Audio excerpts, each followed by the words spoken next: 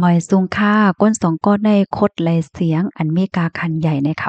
ก้อนเฮาค่ะในปว่าใครกุสุกรรมลีเฮาก็กำนึงก้อยเนาะเมื่อวันที่22เดือนธันวาคมที่12ปี2025ในมีข่าวงาออกมาว่ามีคน2ก่อค่ะชื่อห้องว่าซาดิสอายุเลย24ปีและซาเจ็ดอายุเลย23ปีโจกันกว่าโคดเสียงตีในเมืองพานนาเปิ้นตีในกอแต่เลยว่าเป็นตีโคดเสียงอันชื่อเสียงใหญ่อันมีไว้อยู่ที่ในเจเมืองมัธยประเทศเมืองอินเดียเนี่ยค่ะ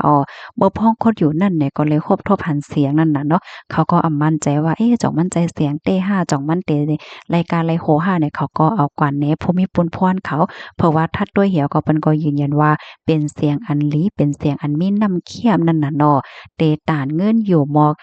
55,000เฮงต่อถึง66,000เฮงดอลลาร์อเมริกันเพราะว่าตกเงินไทยเนี่ยก็1.73ต่อถึง2.1ล้านบาทเฮ็ดจังได๋ค่ะข่าวสองก้อนได้ก็แต่เลยว่าอยู่ในนาหอต่อเฮิรนที่ป้อมักมีกาหือนั่นน่ะนะลองเตียนเขาพบพร้อมยหันเสียงในก็เป็นอันลีใจจมเสื้อได้ว่าเนี่ยค่ะเยื่องอันที่1อันค่ะที่เฮ็ดก่อนนั้นได้ก็จัดเฮ็ดปล่อยปังแขกปันปีนางเฮ็ดในค่ะดีเมืองในคณะเมืองพานาในเป็นหนึ่งในปื้นตีอันคอดผ่านที่สุดดีในเมืองอินเดียคบทบลองข้องคำลายเมียวอำว่าที่เป็นลอง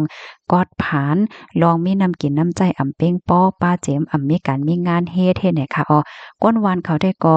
มีลองมุงม่วงค่ะเนาะย้อนปัวเปิ้นตีดีนั้นซ้ำเนี่ยมันมีหมอเสียงค่ะก้นวานตั้งนำตั้งหลายก็อ่อนกันกว่าหาเสียงกว่าคดเสียงกว่าจ้ำกามห้างไผห้างมันโพไหลไผเสมว่าเพราะว่าโคดไหลเสียงเนี่ยก็สอนว่ากามลีแลเปลี่ยนไปแลกลายจัดปานกว่านั้นค่ะนะเนาะเย็นเป็นสัตว์ที่ลิบกว่ากำเหลียวก็มีเฮ็ดจังไหนนะก้อยก็ว่ากำปันนำแด่ป้อสู่หันนั่นน่ะเนาะป้อสู่โคดไหลเสียงไหนค่ะข้อมูลตอนได้เลยปึงเอียงมาที่ห้องการข่าว PPC ออกไว้เนี่ยค่ะเนาะกวนเฮาค่ะในเพราะว่าใครกุสุกรรมลีมาก็กำนึงก้อยเนี่ยค่ะกำนั้นแลผู้ไหลไผดีครบทบลองตกลองหยาบอยู่นั่นไหนก็อย่าเป็นแน่ใจตกไหนค่ะเนาะค่ะรับถอมยอหันถึงจังหือก็ปันตาหันถึงมาเลยค่ะเนาะเหมือนสงค่ะ